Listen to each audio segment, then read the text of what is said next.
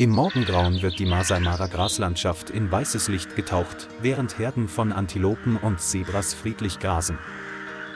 Am Ufer des Talek-Flusses lag ein Rudel Löwen erschöpft nach einer verregneten Jagdnacht, ihr schwerer Atem noch immer mit Schlamm verfärbt. Der ferne Schrei der Hyänen, scharf wie Messer, durchdrang den dünnen Nebel, als sie den grasbewachsenen Hang hinaufkrochen. Der Kampf um den Kadaver geriet außer Kontrolle, die Löwin stürzte sich in den Kampf und versuchte, ihr Junges hinter sich zu halten. Als das Dröhnen verstummte, lag das Gras schlaff da und hinterließ nur noch den Geruch von feuchter Erde und verhedderten Fußspuren im Schlamm. Das Löwenjunge hatte sich mitten auf dem Feld verirrt, seine goldenen Augen suchten verzweifelt nach Wärme, die in der Dunkelheit verschwunden war.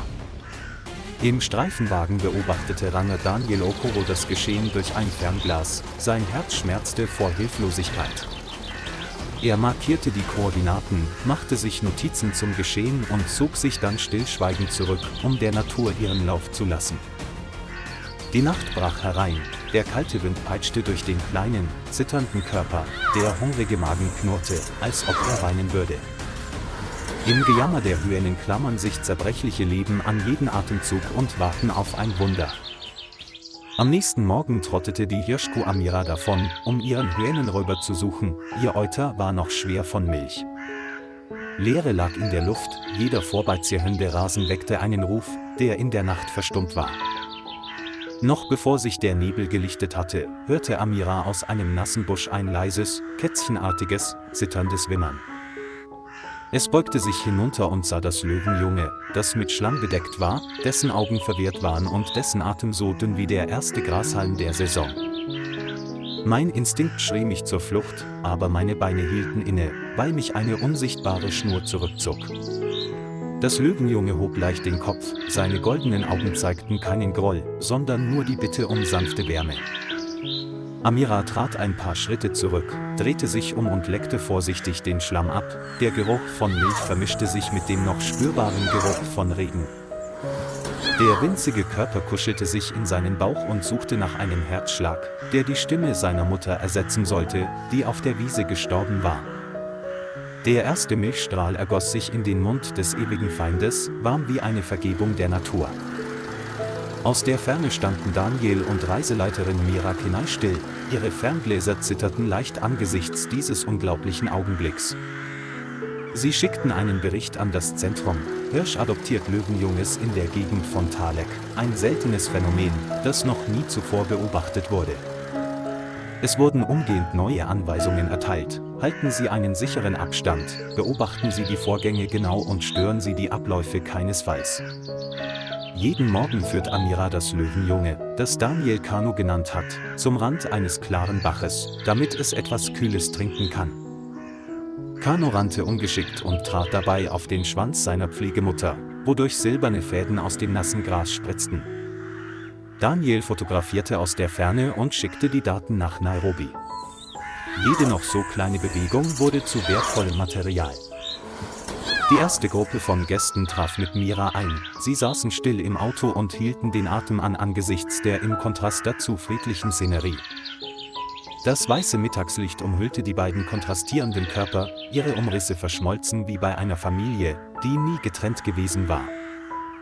Kanu lernte, den Wind zu erschnüffeln und Schmetterlinge um Akazienbüsche zu jagen, aber er jagte nie ein Rehkitz. Es schlief im Schatten eines Baumes, den Kopf auf Amiras Bein gebettet, die Ohren zuckten im Rhythmus des Zwitscherns der Weberin. Nachts hörte Daniel ein seltsames Geräusch, das sanfte Wiegenlied eines Hirsches anstelle des üblichen bedrohlichen Knurrens. Die Fotos und Notizen verbreiteten sich schnell in der Forschungsgemeinschaft und eröffneten eine Debatte über die Plastizität des Instinkts. Kanu wuchs schnell heran, seine Augen leuchteten, manchmal biss er spielerisch Amira ins Ohr und rieb sich dann schnell den Kopf, um Verzeihung zu bitten. Im Bus flüsterte Mira den Touristen zu: Das ist das Wunder des Mitgefühls in der Wildnis. Die ganze Wiese schien sich zu weiten, um die Sanftheit zwischen den beiden einander gegenüberliegenden Ufern der Existenz aufzunehmen. Der Sonnenuntergang war rot, Amira leckte Kanus Stirn und hinterließ einen warmen Duft von Seidenpflanzen auf der wachsenden Stirn. Daniel schloss sein Notizbuch und seufzte leise. Der Tag, an dem seine Instinkte erwachen würden, rückte mit Sicherheit Schritt für Schritt näher. An einem windigen Morgen roch Kano den schwachen Geruch von Blut, und um den alten Akazienbaum herum waren Hyänenfußabdrücke verstreut.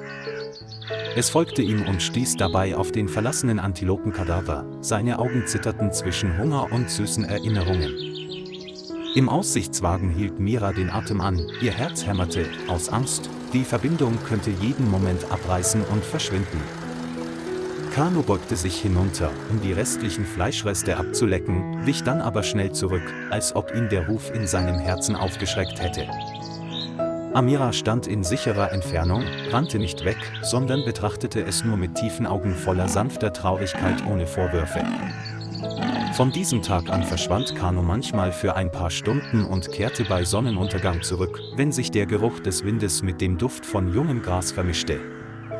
Eines Nachts streifte ein Rudel Hyänen in der Nähe des Unterschlupfs umher, ihr lärmendes Gelächter war eine Kette des Trotzes. Kano sträubte seine Mähne und brüllte zum ersten Mal, seine Stimme schwach, aber entschlossen, woraufhin sich der Schatten umdrehte und zurückwich. Daniel filmte mit einer Infrarotkamera, seine Augen brannten vor Freude und Sorge um die ungewisse Zukunft. Es wird zu einem richtigen Löwen, flüsterte Daniel, während er immer noch das Sicherheitsabstandsband in der Hand hielt. Aber die Freundlichkeit hat bereits ihre Spuren hinterlassen, erwiderte Mira leise, den Blick immer noch auf das Mondlicht gerichtet, das auf dem belaubten Becken funkelte. Am nächsten Morgen lag Kano neben Amira, ihr Atem ging synchron, als wollten sie noch ein paar friedliche Tage ihrer Kindheit festhalten. Im Morgengrauen goss Daniel Honig durch die Blätter und drückte auf den Auslöser, wohl wissend, dass er einen Moment einfing, der ein Leben lang halten würde. Die Trockenzeit beginnt, der Talek-Fluss führt weniger Wasser, das Gras verfärbt sich gelb und Herden wandernder Tiere ziehen sich zu einem Staubstreifen auseinander. Kano war nun ein stattlicher Mann, seine Schritte sicher, seine tiefen Augen stählern, und um seinen Hals spross eine neue dunkle Mähne. Patrouillen berichteten, es sei mit einer Gruppe junger Löwen herumgeschlichen und habe wie ein Fremder auf der Suche nach einem Zuhause umhergeschnüffelt. An diesem Morgen hielt Daniel den Wagen weit entfernt an und sah Kano regungslos dastehen, der Amira durch den heißen Wind ansah. Die beiden Gestalten rückten nicht näher zusammen, sondern tauschten nur einen unvergesslichen Blick aus, so lange wie ein ganzes Leben. Dann trat Kano vor und rieb seinen Kopf an Amiras Hals, die Bewegung war langsam und sanft, als wolle er einen Abschied in die Luft schreiben. Amira leckte sanft die Mähne des Kindes, ihr Blick tief, ohne Zurückhaltung, und segnete nur den Weg des Heranwachsens. Im Bus senkten einige Touristen die Köpfe, um sich die Tränen abzuwischen. Mira schwieg, um den Moment so festzuhalten, wie er war. Nach nur einer Aufnahme senkte Daniel die Kamera, da er es nicht wagte, weitere Bilder zu machen, aus Angst, den heiligen Moment zu zerstören. Kano wandte sich ab, der Wind kräuselte seinen Schwanz zu einer Feuerspur, der Geruch von trockenem Gras vermischte sich mit einem Hauch von Salz in den Augen. Amira stand lange Zeit dort, ihre schlanke Gestalt verschmolz allmählich mit dem goldenen Hintergrund, wie das letzte Blatt der Saison. In der Naturschutzwelt verbreitete sich die Nachricht wie ein Lauffeuer, eine berührende Geschichte, die die harte Realität des Überlebens berührte. Viele Regenzeiten vergingen, Daniel und Mira patrouillierten immer noch denselben Weg, ihre Herzen erinnerten sich immer noch an dieses Wunder. Eines Nachmittags sahen sie einen riesigen männlichen Löwen, der sich dem vertrauten Rasen näherte, sein Gang war selbstsicher, aber sein Blick sanft. Am kleinen See beugte sich die alte Amira hinunter, um Wasser zu trinken, ihr dünner Hals spiegelte sich im schrägen Spiegel. Der Löwe blieb vor dem Haus stehen, senkte tief den Kopf, sein warmer Atem bildete einen dünnen Nebel auf der Wasseroberfläche.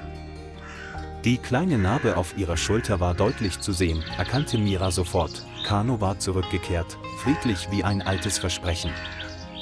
Sie berührten sich leicht mit den Nasen, standen still im honigsüßen Nachmittagslicht, und plötzlich war jeglicher Lärm draußen verschwunden. Daniel filmte es, entschied sich dann aber, es privat zu halten, und nannte es einen Beweis der Güte gegenüber den Gläubigen. Der Wind wehte über die Wiese und trug den Duft des ersten Regens der Saison und ein geflüstertes Dankeschön der Natur mit sich.